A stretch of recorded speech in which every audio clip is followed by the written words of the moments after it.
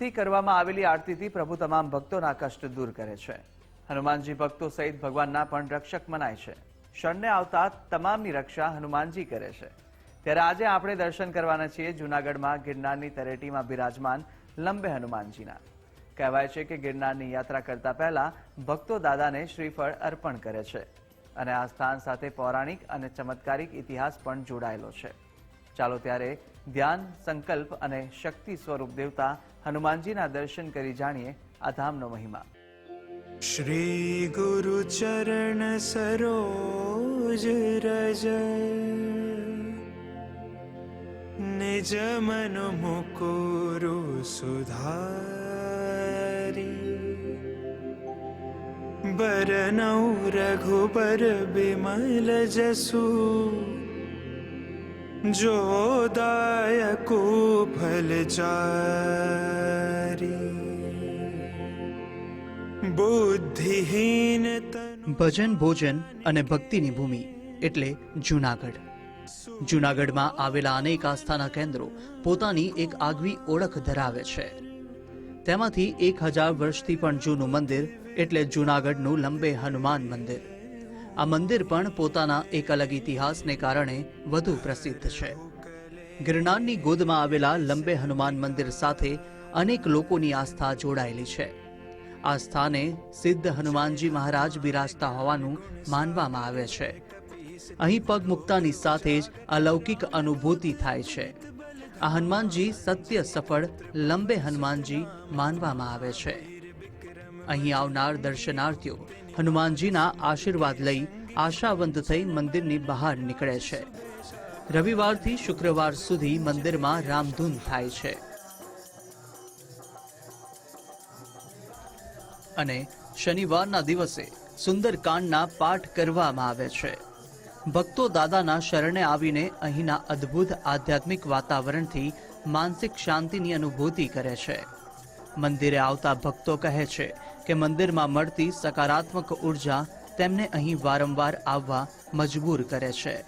જૂનાગઢ મધ્યે ગિરનાર ભવનાથ તળેટીમાં આ લંબે હનુમાન જે આવેલું છે એ બહુ પુરાતન, મેં સાંભળ્યું છે કે 1000 વર્ષ પૂર્વેનું છે અને અહીંયા શ્રદ્ધાળુઓ લોકો બહુ જ બહારથી આવે છે, ગુજરાત આખામાંથી આવે છે, જૂનાગઢમાંથી પણ આવે છે અને ચાલીને પણ આવે છે અને ખૂબ લંબે હનુમાન દાદામાં એવા વાઇબ્રેશનો આવે છે કે એમ થાય કે અહીંયા જગ્યામાં વારંવાર આવ્યા જ કરીએ। હું સાવ નાનો હતો ત્યારથી અહીંયા આવું છું, પ્રાથમિકમાં ભણતો ત્યારથી દરરોજ 5 થી 7 અહીંયા હનુમાન ચાલીસા તથા શ્રીરામ જય રામ જય જય રામ ની ધૂન હોય છે। નહીં કલી કર્મના ભક્તિ વિવેકુ, નહીં કલી કર્મના ભક્તિ વિવેકુ, રામ નામ અવલંબન એવું એવું શ્રીરામ જય રામનું જપ અહીં ઘણા ભાવિક ભક્તો આવે છે। શનિવાર તો ખૂબ જ ટ્રાફિક હોય છે, અહીંયા ઊભા રહેવાની પણ જગ્યા નથી હોતી, એટલી લાઇનમાં તમારો વારો આવે। શનિવારે ખૂબ જ ટ્રાફિક હોય છે તથા જૂનાગઢના તથા બહારગામથી પણ ઘણા ભાવિક ભક્તો અહીંયા આવે છે। એવા ગરવા ગિરનારની ગોદમાં હનુમાનજી બાપાના સાનિધ્યમાં આપણને સૌના અહીંયા રહેવાનો મોકો મળે છે, ધૂન કરવાનો મોકો મળે છે। એ મારા માટે તથા અમારા સૌ લંબે હનુમાનના પરિવાર માટે સૌભાગ્યની બાબત કહેવાય। જય સિયા રામ। નાસે રોગ હરે સબ પીડા, જપત નિરંતર હનુમંત બીરા। ભક્તોની કોઈ પણ અડચણ હોય, દાદાના દર્શન માત્રથી તે દૂર થતી હોવાનું ભક્તો જણાવે છે। જો કોઈ ભક્ત સાચી શ્રદ્ધા સાથે લંબે હનુમાનજીની માનતા રાખે તો હનુમાન દાદા અવશ્ય તેમની અરજ સાંભળે છે અને તેમને કષ્ટ અને પીડામાંથી મુક્તિ અપાવે છે।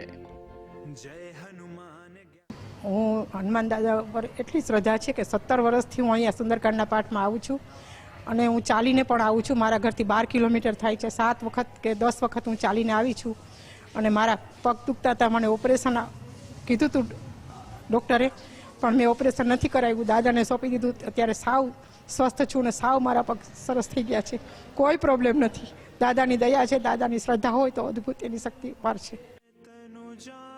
વર્ષો જૂના આ મંદિર સાથે કેટલી રોચક લોકવાયકા પણ જોડાયેલી છે। એવું કહેવાય છે કે આ મંદિરની અંદર રહેલી હનુમાનજીની મૂર્તિ વામન સ્વરૂપ હતી, પરંતુ સમયાંતરે મૂર્તિનું કદ વધતું ગયું। દર વર્ષે ચોખાના 1 દાણા જેટલી મૂર્તિની લંબાઈ વધતી હોવાનું મનાય છે અને લંબાઈ વધતી હોવાને કારણે જ આ હનુમાનજીને લોકો લંબે હનુમાન કહે છે।